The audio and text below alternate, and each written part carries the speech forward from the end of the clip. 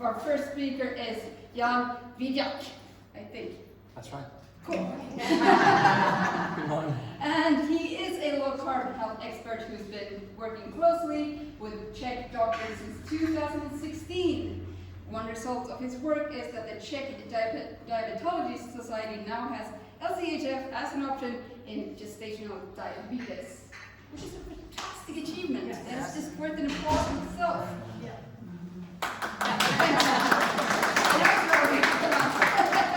The topic is type 2 diabetes yesterday, today, and tomorrow. Yeah.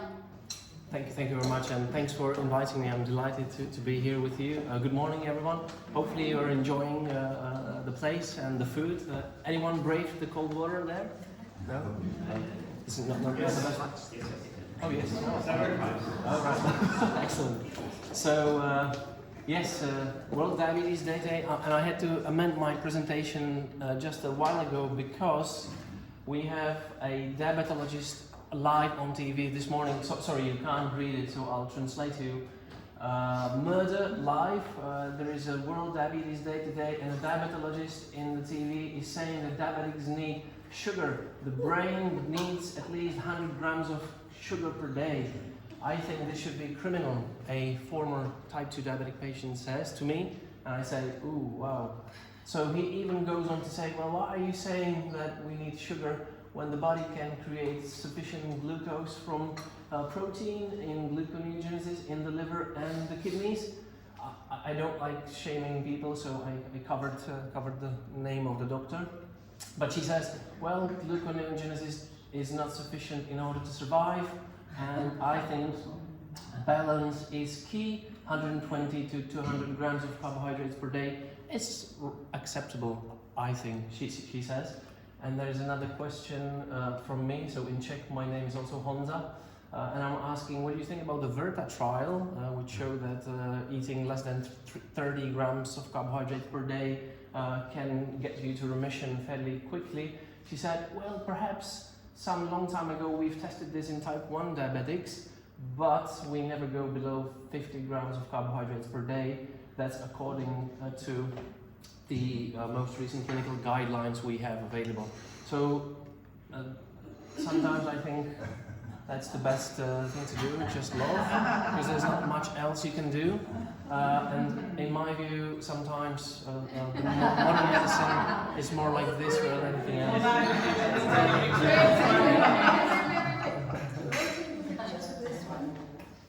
So the theme of my talk will partly revolve around how we often forget what used to work really well in the hope of having some fancy new cure. And yeah, I'll take a few steps to get there. So perhaps just before I get into that, Hanna has already introduced me, but I'll add a little bit about me. I'm not a doctor, I'm more a healthcare consultant. Initially graduated as a lawyer, but over the time I ended up in the space of healthcare consulting and patient outcomes and quality of care. And I spent most of the last 10 years working closely with doctors and patients on figuring out how best to deliver healthcare to them. I've also set up Neslazado in the Czech Republic, which is designed to bring the science and the information about low carbohydrate diets to the Czech audience, because we don't really have that many people capable of reading English and accessing information in English. So if someone says there's no science, well, there's 248 pieces of evidence spanning from 1797 all the way to 2019. If you're interested, you can look it up. It's also, that particular page is also in English. For me, it's also a bit of a personal story. I have been on a low carbohydrate diet for 10 years now and was able to get rid of most medications which never really worked for me. And I only figured out here that I'm basically a greenhorn, because there are people here who have been on low carbohydrate diet for 15, 20, 25 years here. So nothing new for you. I spent 10 years in the UK, then came back to the Czech Republic in 2016, and I was delighted that already in 2016, after reading Lily Nichols' book, The Real Food for Gestational Diabetes, some of the leading experts in gestational diabetes in the Czech Republic decided to scrap the minimum intake of 250 grams of carbohydrate per day in our guidelines for gestational diabetes on the basis that there was no real science behind that particular number. So our guidelines don't really say a low carbohydrate diet, because as soon as you say low carbohydrate, people and especially experts go a bit nervous. So it talks about a diet which excludes added sugars, restricts starches, have moderate intake of fruit, and sufficient intake of quality fats, protein and veggies as a way to better compensate or have better glycemia in gestational diabetes, and to provide adequate nutrition for both the mother and the fetus without the need to supplement with any food supplement. So that's the official wording. We also managed to publish in the Czech language probably one of the most comprehensive papers ever to come out about low carbohydrate diet in diabetes, followed by a paper on the effects of food processing on prevention and treatment of diseases of civilization. And finally, Lily's book came out in Czech as well, and also I think Jason Fung's work is now much more easily available to the Czechs, because we managed to have a Czech translation as well. How did you manage that? To get the translation? So we asked Lily if we can translate. She said yes. So we found a publisher to publish it. Okay, so you went through a publisher. Yes, we went through the publisher, and this was one of the publishers just thought that it's important to have a book on fasting, so they picked it up. Where are we now? So this is 1998, and it was predicted that by 2025 we will have 300 million diabetics all over the world. So do you think that was a good... Are humans good at predicting? Well, no. Because we are not even in 2025, and we have 425 million diabetics today. Or perhaps it's a little more, 2019, this is older figures. And you can see that the biggest growth is in countries which are among the poorest in the world. Africa, Middle East and North Africa, Southeast Asia. So things are clearly not getting better. Sadly, there are millions of people who have no idea about their diabetes. So I think it's 22 million in Europe only, some 85 million in sort of Western Pacific region. We are talking 20 to 79 years of age only. Anyone recognizes what this place is? It's a paradise, but Mauritius also has almost every other person between 60 and 75 years of age with type 2 diabetes, which is astonishing to my mind. Also, it's not a particularly wealthy healthcare system, so basically people are having their legs chopped off on a daily basis, and they have not many doctors and food professionals to look after them. So real tragedy, partly because there is a lot of Indian population living in Mauritius who are genetically predisposed to type 2 diabetes, partly because of quite terrible food chain that they enjoy. Although they produce a lot of sugar, that sugar gets shipped to Europe, so it's not just sugar, it's just poor quality food in most cases. Deadly complications of diabetes. The only thing I couldn't find here was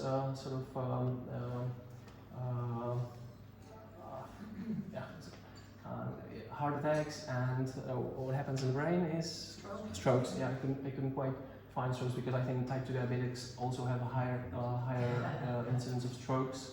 So yeah, terrible personal consequences, and also terrible economic consequences. I think I estimated that people with type 2 diabetes have a much higher lifetime healthcare costs related to the disease, up to $300,000. And the total health expenditure on diabetes as 2015, $670 billion globally, set to increase to some 800 billion in the next 20 years. So terrible financial consequences as well. where are we now in terms of some interesting epidemiological findings about carbohydrate intake and health outcomes? Interestingly, whenever epidemiologists look at carbohydrate intake, routinely they end up finding that the lower the carbohydrate intake, the worse the health outcomes. So these are papers from last year, and this one is from last week, really, including Michael Lean, who is one of the authors or investigators in the direct trial, and we'll come back to that. One problem with most of these epidemiological studies is that they literally have almost nobody on low carbohydrate, high fat diet there. So in this latest one, they had 8 people with less than 26% of energy from carbohydrate, which is still fairly, although it meets the criteria, it's still fairly high to many of you. And that simply makes it quite difficult to really understand the longer term effects of the type of diet we are eating, for instance. And also it's very difficult in these types of studies to even tell what kind of low carbohydrate diet these people would be eating. That's that the Michael Lean study? That is, yes. Yeah, and we won't get into the sort of Professor Ioannidis issue with epidemiology. He suggests to trash everything into the bin and leave it there, but let's not go there. Interestingly, several very important trials coming out showing that you can send type 2 diabetes into remission fairly quickly and fairly easily. One of them in direct trial is based on low energy diet, which is kind of total replacement diet as well. So basically for 3 or 5 months people are drinking and eating shakes and soups and bars, and that helps them to lose a lot of weight and put their type 2 diabetes into remission. Not for everyone, not everyone likes that approach, but clearly helping to some people. And we also have the Verta Health trial, which was a non-randomized trial, but showing that eating low carbohydrate ketogenic diet without explicit caloric restriction can send you into remission as well as you are losing excess adiposity. So this is important, and as we've seen with a doctor talking in Czech TV this morning, they're absolutely unaware of some of these trials because they could otherwise not say the things that they say, I'm afraid. Also, recently, more and more studies showing that even if you're on low carbohydrate or ketogenic diet, it doesn't really mean that you can't wake up from your bed and enjoy exercise. So we now know that even high intensity intermittent exercise or 5K run easily done on low carbohydrate diet. One of the big issues with many diabetics say, oh, you can't do low carbohydrate because you won't be able to exercise, and we need you to exercise. So we now know that's rubbish, really. This kind of summarizes where we are now, I think. When a patient asks, can I eat low carbohydrate? Oh no, that's a stupid idea. How about if I reduce added sugars, white flour, eat some veggies with every meal, sufficient meat, fish, eggs, fermented dairy products, healthy fats, and a little bit of fat? Oh, very healthy. Go for it. So that's the reaction to the word of low carbohydrate, and Lily Nichols has even a better one in the context of pregnancy. I'll let you read it. Pretty much the same thing in different words, really. Well, one reason why I think many doctors respond, or many healthcare professionals respond in the way they respond, is that there is so many myths still ingrained in many minds. We still need at least 120, 130 grams of dietary carbohydrate just to keep our brain working. So clearly some of these legends and myths are not really justified in human physiology or have been refuted. Those of you who eat less than 20 grams of carbohydrates per day would probably be laughing at many of these suggestions. Insufficient stimulation of pancreas impairs its function and results in diabetes. That's one of my favorite. And you can't really argue with that because a doctor told me that, right? So what do I do? I think it's worth spending some time on what the current guidelines say, because sometimes healthcare professionals are not quite so aware of low carbohydrate diet actually being an option in their own clinical guidelines. So in the UK, I think in 2011, they listed low carbohydrate diet as an option for weight loss. But still in 2016-17, the website didn't quite make that clear, so people would generally not be aware that that's the option. Sweden, 2013, dietary treatment of obesity systematic review, again, included low carbohydrate diet as an option for weight loss and obesity. This one is, I'm told, Iceland. Yeah, I think, yeah, it is. It's the work of Gu, Johansson and others, making low carbohydrate diets available again for obesity and type 2 diabetes. Australians, the CRO came up with their own low carbohydrate diet book based on the long-term research that they've done in Australia. We have 2017 Czech Diabetology Society for gestational diabetes, and Diabetes UK, again, despite the fact that in 2011 they made it available, they felt the need to make a position statement claiming the same. And most recently, ADA 2019 and ESD both included low carbohydrate diet as one of the options as well. So let's bear that in mind. It's not like everyone would be ignoring low carbohydrate diets altogether. They are now being part of clinical guidelines as well. Mostly they are low carbohydrate diet is referred to in relation to improved glycemia, reduction in diabetic medication. And also the idea that we don't really know which diet works best for all. It is kind of highlighted in most of these documents. So no single ideal dietary distribution of calories and a variety of eating patterns is a kind of recurring theme, which kind of makes it easier to say, well, we have been wrong for the past few decades when we said that there's only one diet you can eat. Weight loss, again, you can exclude high fat or high carbohydrate foods as long as you're losing weight. That's considered to be helpful in type 2 diabetes. Still some concerns around pregnant women. So I find it interesting that based on kind of same clinical trials and same studies, doctors in one country can make low carbohydrate diet available to pregnant women. Others are saying no, not for pregnant women. I'm still struggling to sort of figure out where's the right balance with that. And clearly people seem to be concerned that carbohydrate intake is important for pregnant women. This is the Czech Diabetology Society. We've seen that before.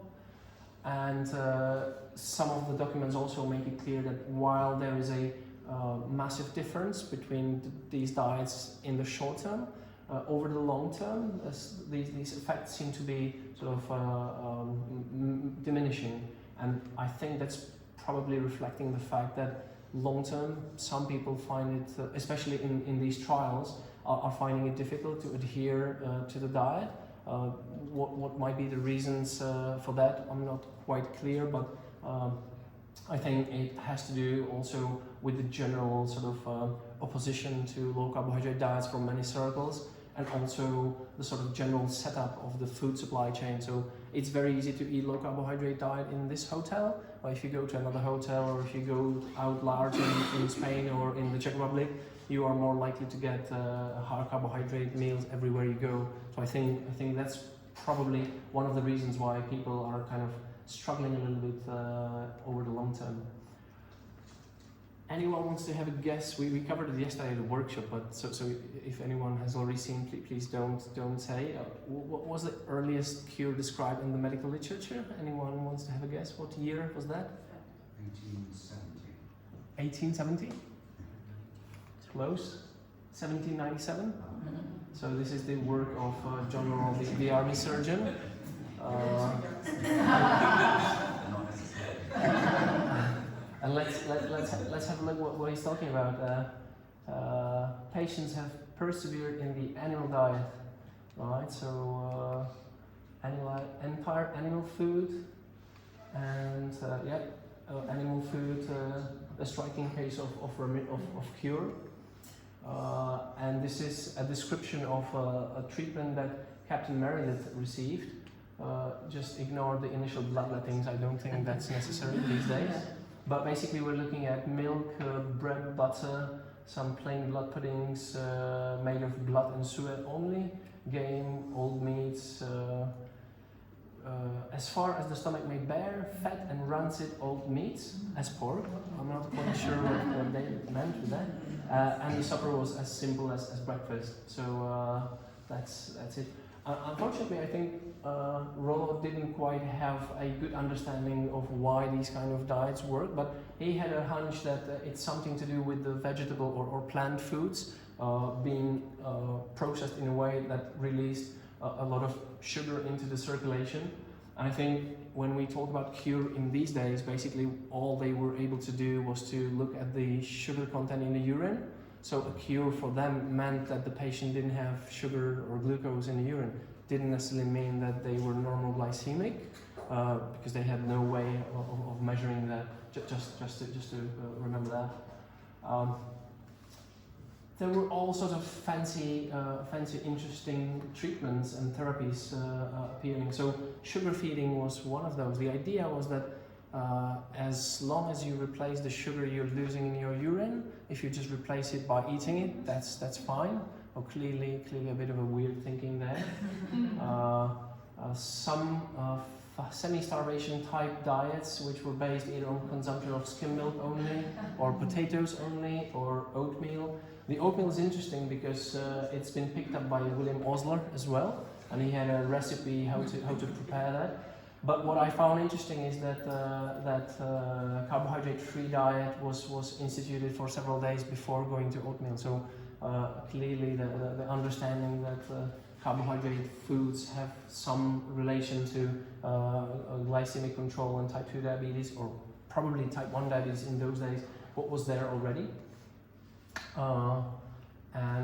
We also had fasting and saline enemas making diabetics sugar-free in terms of urine. So fasting is mentioned here for the first time as well, to my knowledge, or one of the first comments on fasting in diabetes. Interestingly, already back then, which is now some late 19th century, 19th century, they were picking up on the fact that most of the poor were actually just eating foods like bread, potatoes, and apples, and you couldn't quite convince them that that's what they should not be eating if they are diabetics, because probably they had less access to quality foods like meats, dairy, etc. So yeah, that's 150 years ago now or more. In 1894, the US government put together a list of remedies, and we had arsenic there, we had uranium nitrate there as well, and in total some 48 medications available, probably most of them pretty worthless, to be fair. However, we also had, this is an example from Czech medical literature, we had doctors picking up on the work of Rollo, and this is a founder of one of the most important hospitals in the Czech Republic, Mr. Tomayer, or Professor Tomayer, and he was calling Rollo's diet as strictly carnivore or strictly meat diet, and he described what it included. He also suggested Austrian wines, which I thought was quite nice, and he also picked up on the fact that whilst eating this kind of diet, most people or most patients would crave for floury and sweet foods, so that I think that was quite nice. And we had another professor who basically probably he was 100 years earlier to the low energy diet type, which was used in the trial. The only difference was that he used probably half as much of carbohydrates. So in direct trial, they used 120 grams of carbohydrates. Professor Harvard only used 60 grams of carbohydrates. He had 40 grams of fat and 70 grams of protein in his low energy diet, which was probably 1,000 to 1,200 calories per day. But the key there was that he was using whole foods available at the time, as opposed to liquid shakes and all that. So he was using beef, he was using pork, ham, a bit of bread, eggs, potatoes, a little bit of fruit, some veggies, and a bit of butter and milk. So very successful in the treatment of obesity and diabetes at the time, and we are talking 1910, 1920 probably. So then came insulin, 1923 Nobel Prize to Banting and McClure and one other, can't remember. And interestingly, they sold insulin or the patent for $1 each to Toronto University.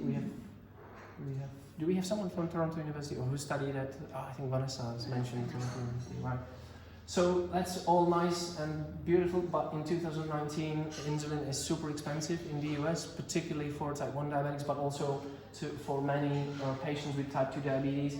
And I was very sad to see that they sometimes ration their medication, worsen their glycemic control, in some cases send them to diabetic ketoacidosis and death. So that's I think very, very sad, and just reflects the sort of some of the downsides of how healthcare is delivered these days. I think a very devastating description of where we are with medical treatment or medication therapy for type 2 diabetes provided by McCombie and Taylor in their paper in 2018. 488 drugs in 2018 this was, excluding insulins. And it doesn't really seem that they would be helping diabetics all too much. Certainly not that many cases of remission on many of these drugs. We can remember that in 1984 we had 48 drugs, pretty much useless, all of them. Now we have more of the same, I think. But obviously there are benefits to using some of those drugs. I think glyphosins in particular have shown reduced mortality in diabetes. So there are some notable exceptions to the rule. Has anyone read this book?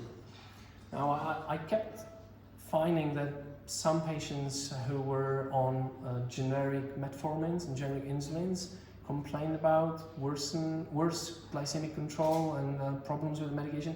I thought, this just doesn't make sense. Well, after reading Bottle of Lies, I kind of realized that maybe some of those problems and concerns might be well justified, because if you haven't read that book, I strongly recommend. I thought I knew a lot about pharmaceutical industry and how the industry works, in particular in relation to sort of keeping the lifestyle and dietary advice at bay in order to sell more drugs. But this is quite revealing in terms of how some of the generic versions of drugs, notably metformin and insulin, in terms of diabetes, are being produced, and how poor the quality of some of those drugs is. So it's worth read. So despite the high number of those drugs, and I think 70 of them are generics, there might be a big issue with the safety and efficacy of some of those drugs. Bariatric surgery. Clearly, as of 1950s, bariatric surgeons, when they operated on patients and made changes to the setup of the digestive tract, they noticed a striking impact on glycemic control and on remissions of type 2 diabetes. I think in the early 2000s, we had the first randomized controlled trials which showed that 60-70% of patients in some bariatric surgeries could achieve remission. And what's interesting is that initially it was believed that most of the positive effects of bariatric surgery on type 2 diabetes came from weight loss, but it's a little bit more complicated than that. It's interesting to see that if you look at this Roux gastric bypass, which is one of the most effective in terms of sending type 2D into remission, basically you bypass this proximal part or the upper part of the gastrointestinal tract, and the food goes straight into the lower part. Now, it may seem insignificant, but the problem is that partly due to food processing, which we have in these days, when particularly plant foods is processed, what happens is that in this proximal part, where there are receptors picking up the type of food coming in, there is a huge surge in absorption of blood glucose into the circulation, which is partly responsible for the worsened glycemic control, partly because there is an exaggerated response of GIP, incretin hormone. So what happens when you bypass all this is that GIP goes down massively already within 1 week after that surgery. And that's quite important because this is well before any significant weight loss takes place. So it kind of helps to better understand the mechanisms involved in bariatric surgery, and also in eating the wrong foods. Because if we are eating foods which kind of derail the optimal setup of the GIP and GLP hormones, it tends to worsen glycemia and result in type 2 diabetes as well.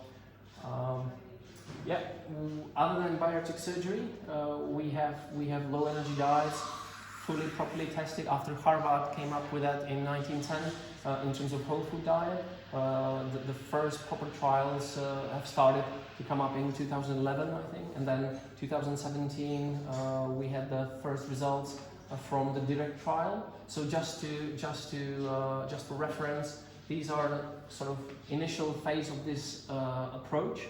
Is based on some 850 kilocalories per day over 3 to 5 months period, and in this period some 20 to 30% of subjects lose more than 15 kilograms. It's interesting. It's not clearly, even in the trial, it was clear that this doesn't work for everyone. A lot of people basically dropped out of the diet, although I think generally some 85% of people are okay with that. So not in direct trial, but generally with this sort of total diet replacement, it looks like the figures are between 80 to 90%, which is not too bad.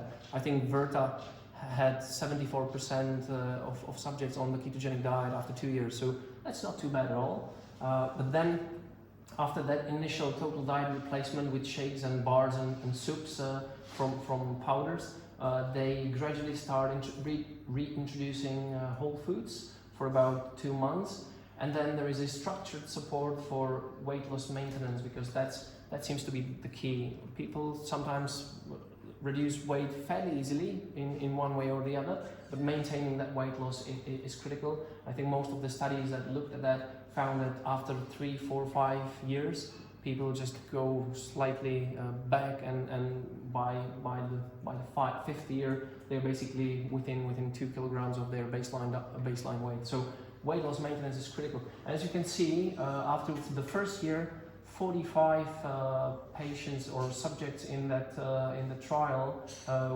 was in remission. It's important to know that in the direct trial, the remission was set at below 48 millimolars per mole in terms of HbA1c or glycated hemoglobin, which is probably 6.5 in terms of percent. And in year 2, the number was still 35% subjects in remission. That's much better than any drug on the market, right? Interestingly, when we're talking about structured program for weight loss maintenance, what do you think is one of the diets there? Low carbohydrate diet is being recommended by the team as one of the maintenance diets, and what I find interesting is that they didn't publish the breakdown of the subjects who went on to low carbohydrate or Mediterranean or any other of the recommended diets. It's really interesting to see who was successful in maintaining that weight. My hunch is that some of them might have ended up on low carbohydrate diets, but yeah, we don't really know. And then we have the Virta trial, 2019, similar setup in terms of diabetic patients, but Virta trial didn't exclude people on insulin, which is different. In the direct trial, they didn't want to include patients on insulin. Whereas Virta in the US, lots of type 2 diabetic patients on insulin after 8 years of diagnosis. It wasn't a randomized trial, so they compared their treatment to the standard of care, which is important to know. And just in case you're not aware, but I'm sure people are probably aware, what Virta does is that they allow you to log into their website or download their application, and you have lots of information and guidance on how to measure blood glucose, ketone levels, what to eat, how to eat, what to measure. And if you need to, you can easily contact your team via the app or via the website, and you can access them literally every day to sort of firefight any issues you may encounter during the therapy. So it's described as a sort of telehealth or telemedicine intervention or kind of continuous care intervention. I've already noted that some 30% of patients in the trial were on insulin at baseline. And when you look at what happened after 2 years, and it's important to know that Virta used a slightly different set of definitions. So they, other than remissions, they also noted reversals. By reversal, they are referring to the fact that commonly type 2 diabetes is seen as a chronic progressive disease where your weight basically is creeping up, your glycemic control is getting worse, and you're getting more and more medications.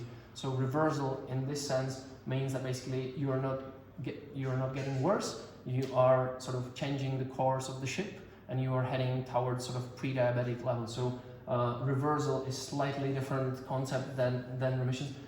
On social media you can see a lot of arguments about, oh, this is not remission, this is not a cure.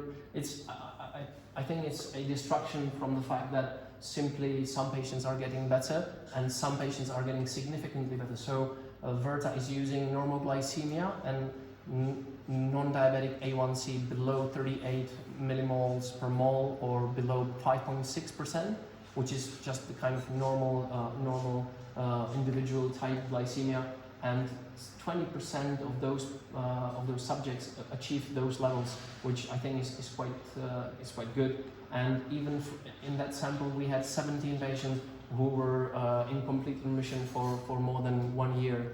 I think so quite extraordinary results, given the fact that on Czech TV we are hearing that those kind of diets are not really the way forward. And I'm not sure if I made it clear, but basically they are eating less than 30 grams of carbohydrate per day, 1.5 grams of protein per kilogram of target weight, and they can eat fat to satiety, and there is no explicit caloric restriction or goal. They are not told to count calories.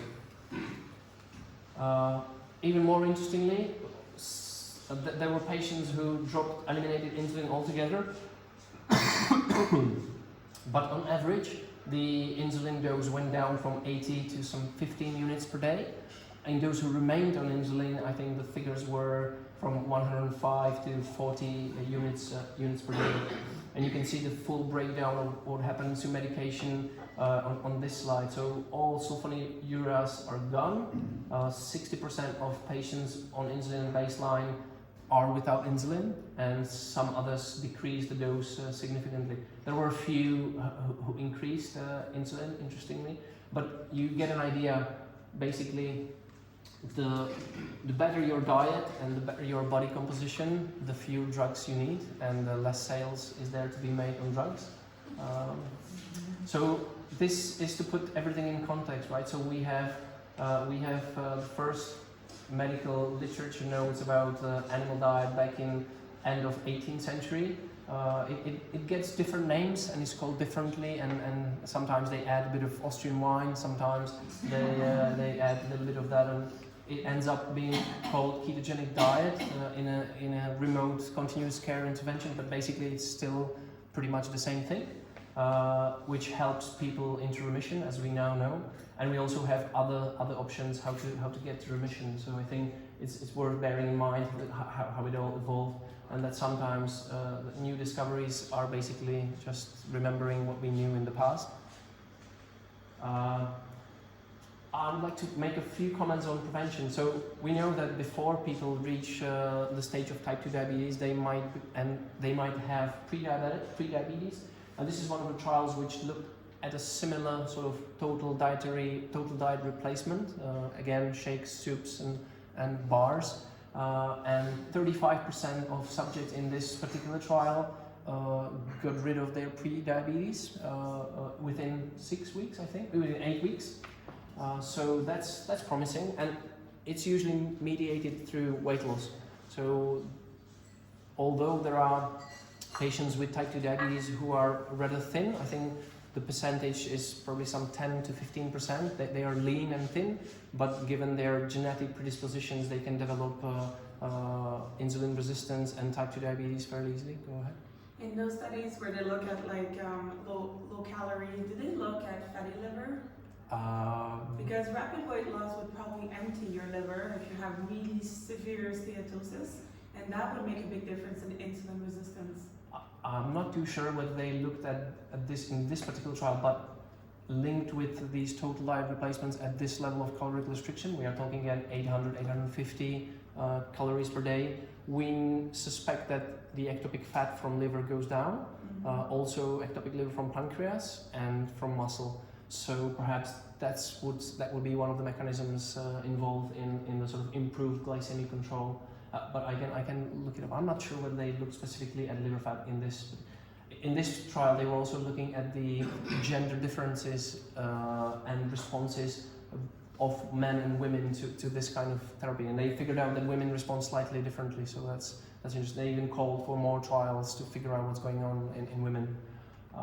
We have another pre-diabetes trial which looked at a sort of higher protein, lower carbohydrate diet. I think the percentages were, if I remember well, 40% carbohydrate, 30% fat, and 30% protein.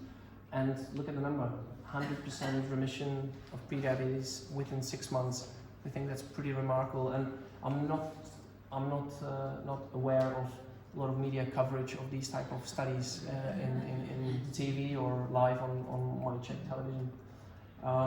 There's a nice paper on lifestyle and diet aspects of type 2 diabetes prevention by Nicola Guest from Imperial College, and yet she mentions weight loss appearing to be the primary driver, particularly because weight loss is associated with reduced ectopic fat in pancreas, liver and muscle.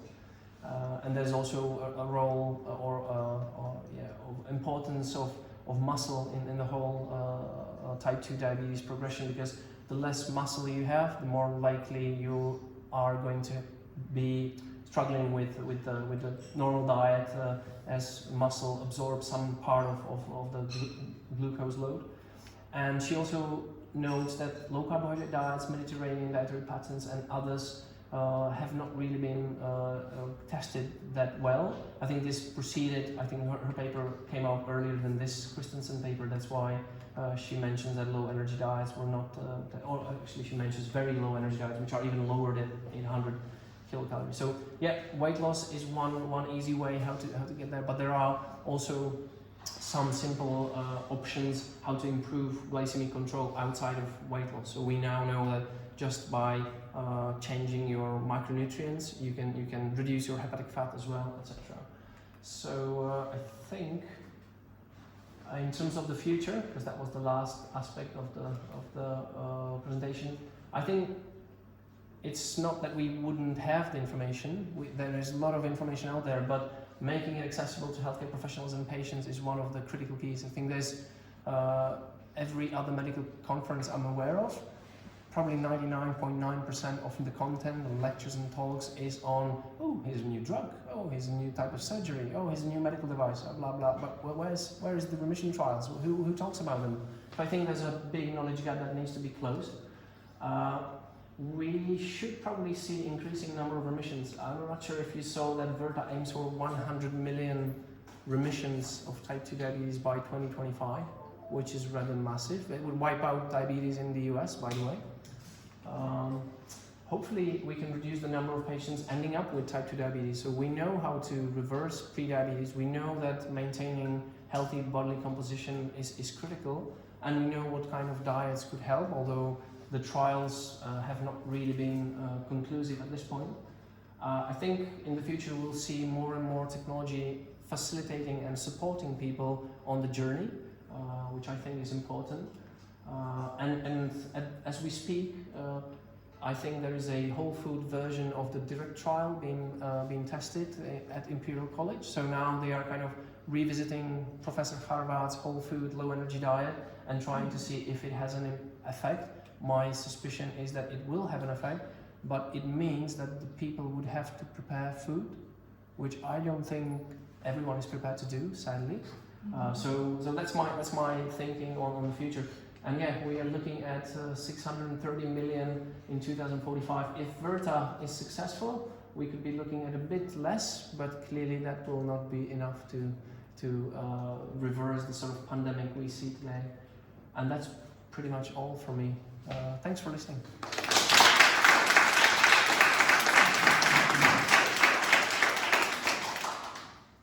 Any questions? No? No? Okay. You don't want to have questions? You have 4 minutes. 4 minutes. Is there any question? Yeah. Yes. Can I just make a comment, really? Yes. You're quite right that most research is poor quality to some degree. A lot of the reporting rehashes poor quality research and does a meta-analysis of that research.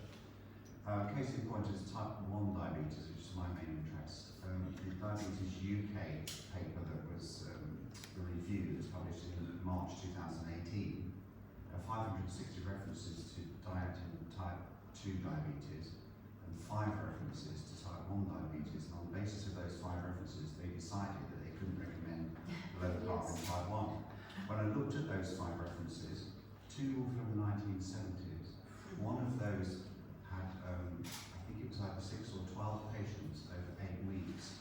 One was on, and all of those patients were on metformin. One had mixed insulin, which we rarely use now. The most up-to-date reference was from 2003, and then another one from 1984. Not one of those diets was low carb. They were like 45% or 38% energy from carbs. And that got reported as, oh, we can't recommend low carb in type 1. And it's just trash, isn't it? And Diabetes UK, and the UK's sort of self-anointed sort of experts on diabetes. And how many of the other 5 research references are rubbish? Yeah. Begs the question. I think that's a huge issue, and I think only very recently we had the first proper look at, because I think one of the issues is that we are not really good at tracking people who are on sort of well-formulated low carbohydrate diets. One of the first examples is the Leonard's 2018, not a trial, but basically an observational study of type 1 diabetics. I'm sure you're aware.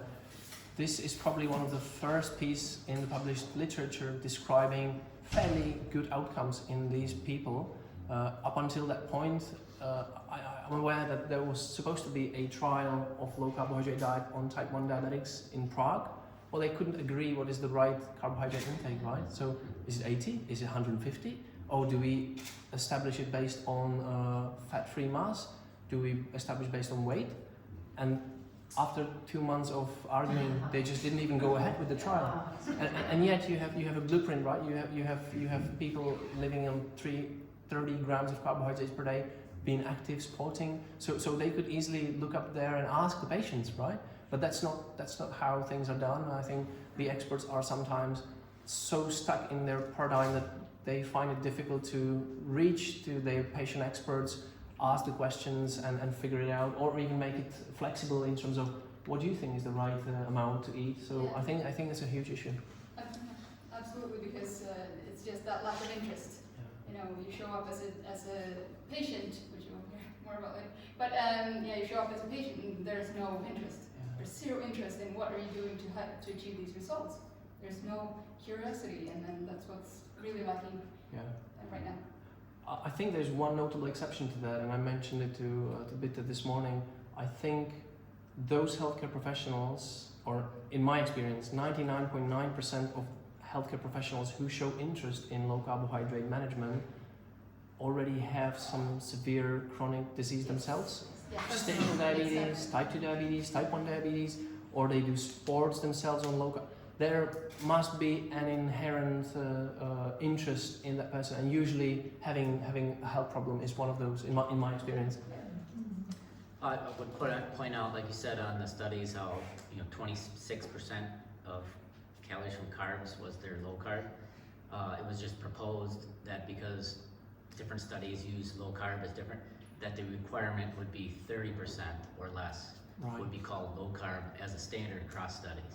Right, okay. So that is only going to get worse if that gets approved.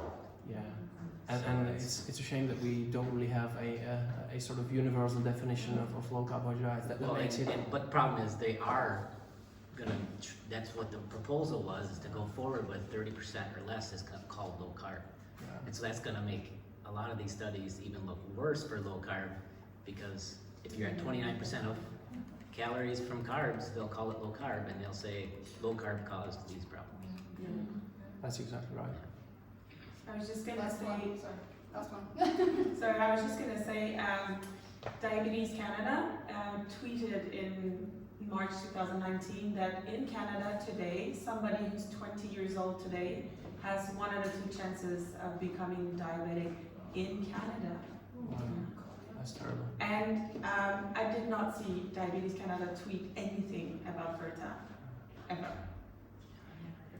And I think we also have one big problem here, because when we think about prevention, I think the way how we are used to thinking about it, okay, we know that sticking to a reasonable diet after you have got rid of type 2 diabetes is great in terms of secondary prevention. But there is kind of a bridge over to primary prevention, Yeah. and I'm afraid until we actually have some robust trials in primary prevention, by definition there will be less motivation in those patients or the public, because there will be healthy people. I think sometimes we just make it overly complicated, and we can't really make a reasonable judgment that, okay, if it works well in terms of secondary prevention, perhaps it has a role in primary prevention. Very simple, and perhaps we could test that easily, but I just find it the thinking around it too restrictive, really. But then again, primary prevention, 88% of the states is beyond primary prevention. That's right. So we're not even in primary prevention anymore, you know. That's right. Sorry. Awesome. Thank you. Thanks so much.